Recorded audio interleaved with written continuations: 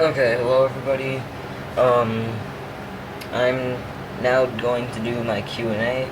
I received, I believe, 11 or 12 questions. So yeah, let's get started.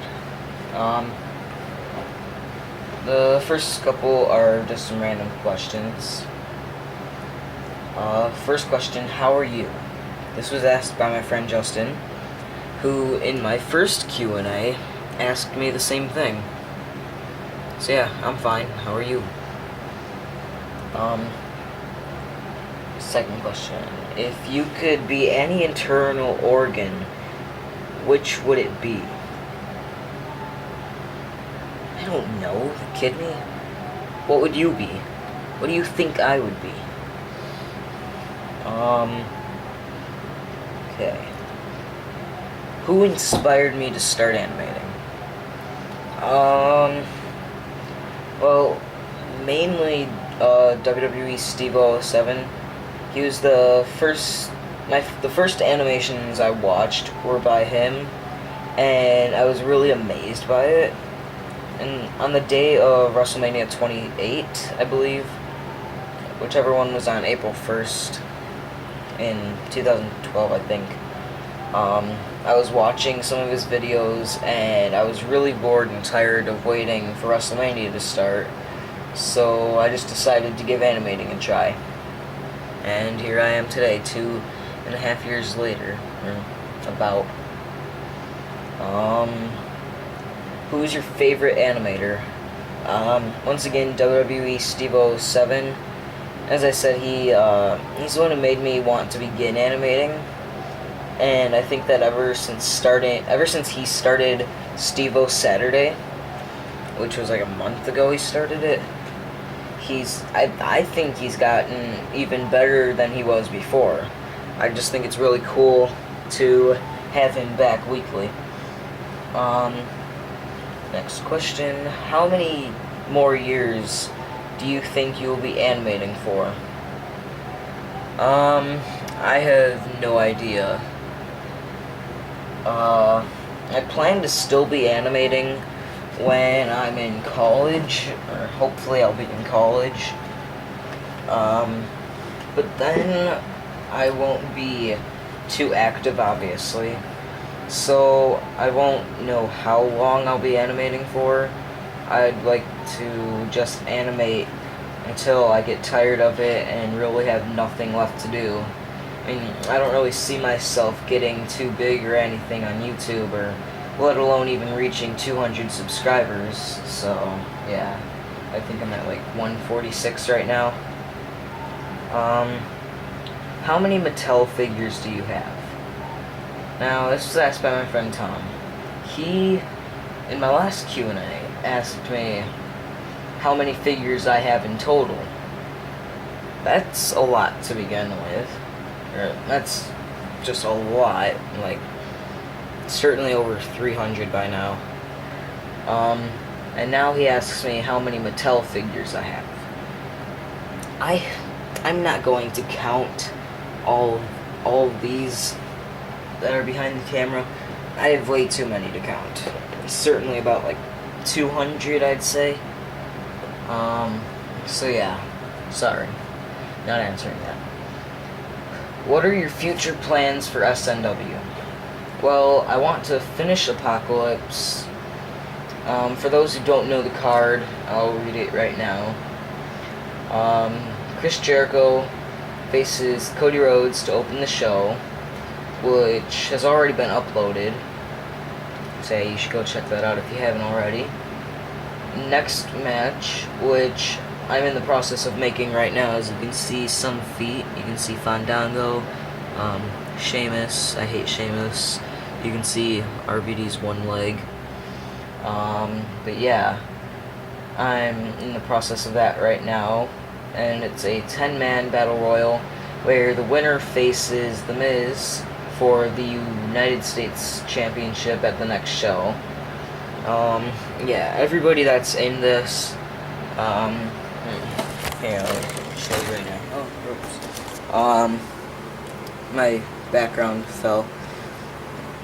There's Damien Sandow, Fandango, Sheamus, Rob Van Dam, Jack Swagger, Kofi Kingston, Bad News Barrett, Dolph Ziggler, and then they're all in the ring. Daniel Bryan's making his entrance, which I'm going to get started on probably right after this.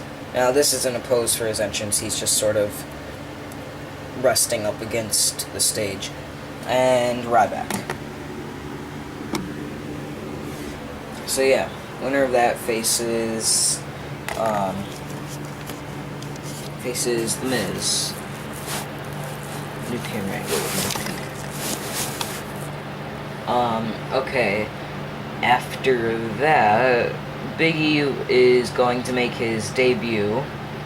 I'm not really sure who he's going to face. But yeah, that'll certainly be a match. And then we move on to the two main events. First, CM Punk faces Stone Cold Steve Austin in a no-holds-barred match. And I'm not so sure, but I might end up having the winner face the SNW champion at the next show that I do, so yeah. The main event is going to be a casket match for the SNW championship, and Randy Orton will be defending against The Undertaker. And right now I think I'm going to show you my casket that I actually made out of cardboard and tape, and I just painted it black like a month ago. So yeah, you'll be seeing that.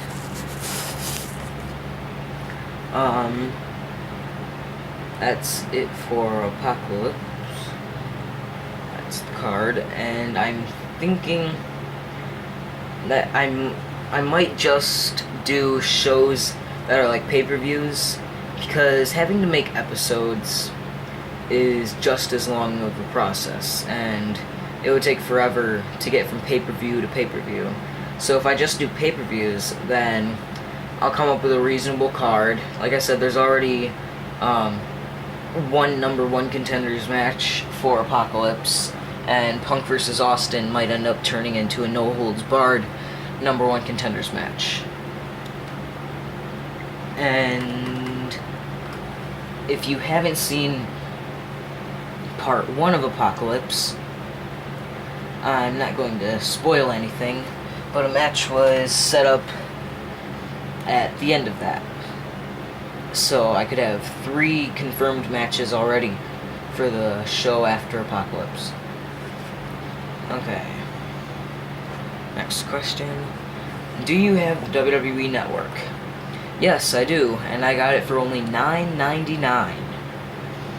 With, of course, a 6-month commitment. Favorite wrestling company? WWE for sure. I don't watch TNA anymore. And I don't really watch much independent wrestling. I watch some Ring of Honor, but that's about it. So yeah, WWE is my favorite wrestling company. And thoughts on indie wrestling?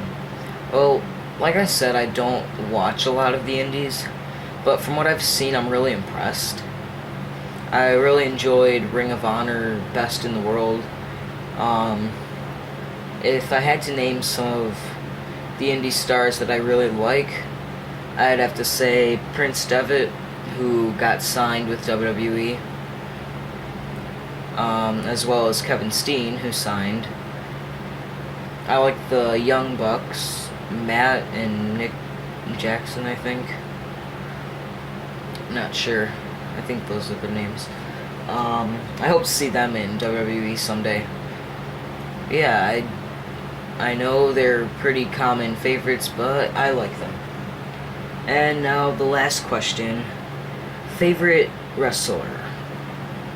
This is definitely the hardest question I've had to answer. Because I like a lot of wrestlers in the WWE today, and I really like Damien Sandow, but unfortunately WWE doesn't know how to use him. Sure, he's entertaining, but I think he's much more entertaining as the intellectual savior of the unwashed masses. And for those who haven't downloaded the WWE app for free on your smartphone or whatever you do, Damien Sandow, for like a month now, every week on Raw, he has 60 seconds to basically just say whatever he wants. Of course, he's in character, but he's being who he started out as, and not a new character every week. So hopefully this could mean WWE is going to start using him properly. Maybe. But yeah, I really like Sandow, and I really like Chris Jericho, but as we know, he is a part-timer, so we can only expect him to stay around for like another month, maybe, and then he'll be gone, unfortunately. And I really like Dean Ambrose, but the thing is, he on Raw was injured by Seth Rollins in the match, basically so he can go film a movie that he's gonna be in. I don't remember what it's called. I hope he's not gone for too long, because he's like the most entertaining and one of the best wrestlers in the WWE, I think, right now. And yeah, I really like Seth Rollins too. He's one of my favorites. Cesaro, I didn't really like him at all when he debuted. I found him really boring, and just thought of him as a guy who came out and knew 5 different languages, and then just wrestled a match. But yeah, over time, I really started to like Cesaro. He's one of my favorites. So yeah, if I have to pick a favorite, I think I've got to go with Dean Ambrose. And no, it's not because my last name is Ambrose. It's because he's an amazing wrestler. He's really entertaining, and he's a lunatic. Oh, the camera just moved. So yeah, Dean Ambrose would have to be my favorite. Okay, those were all of the questions. So, thank you all for watching, and thanks everybody who submitted questions for me to answer. Next time you'll see a video from me will probably be a preview of what am I doing right now? A preview of the 10-man Battle Royal for Apocalypse Part 2. So yeah, thank you all for watching, and I will see you next time.